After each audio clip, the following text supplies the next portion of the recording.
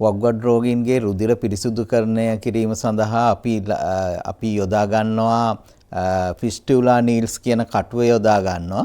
එතකොට ඒ කටුවේ අපි පහුගිය දවස්වල අපේ තොග ලබා ගැනීමේදී යම් ප්‍රමාදයක් සිද්ධ වුණා. මොකද ඒ ආපු කටු තොගයක් අපිට ප්‍රතික්ෂේප කරන්න සිද්ධ වුණා.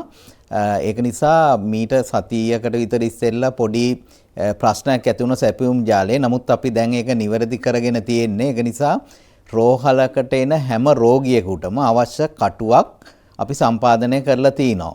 ඒ පිළිබඳ ප්‍රශ්නයක් දැනට නැහැ. නමුත් දැනට තියෙන ප්‍රශ්නේ තමයි මේ කටු නැහැ කියන ප්‍රචාර වීමත් සමග රෝගීන් කලබල වෙලා රෝහල් වලට එන්නේ ඉස්සෙල්ලා යාලා ෆාමසි වලට ගිහිල්ලා මේ කටු හොයන්න පටන් අරගෙන තිනවා. ඒ වගේ මේ කටු අපි සැපියුම් ජාලය ගත්තාම පෞද්ගලිකාංශයට ඒකෙත් බිඳ වැටීමක් වුණා. මේ විදිහට අධික විදිහට රෝගීන් මේ කටු මිලදී ගැනීම නිසා දැන් ඒවා ඊටමන්ද ඉහළ මිලකට අලෙවි වෙනවා කියලා කතා වෙනවා. අද පාර්ලිමේන්තුවේත් ඒ ගැන කතා වුණා. ඇත්තටම ගත්තාම අපිට රෝගීන්ට දෙන්න තියෙන පණිවිඩය මෙච්චරයි. ඒ කටු අවශ්‍ය වන්නේ ඔබ ඩයලයිස් කරනකොට එහෙම නැත්නම් රුධිරය පිරිසිදු කරන ක්‍රියාවලිය තමයි අවශ්‍ය වන්නේ. ඒක අවශ්‍ය වන්නේ රෝහලේදී.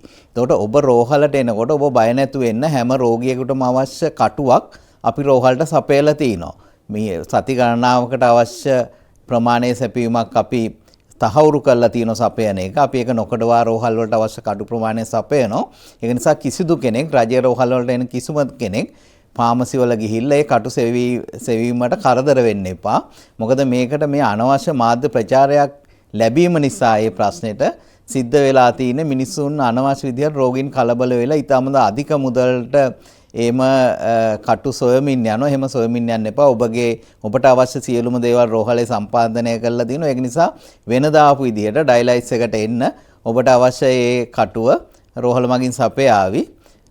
ඒක තමයි අපිට වක්ගඩ් රෝගීන්ට මේ දවස්වල ඩයලයිස් එකට එනකොට කියන්න තියෙන පණිවිඩය.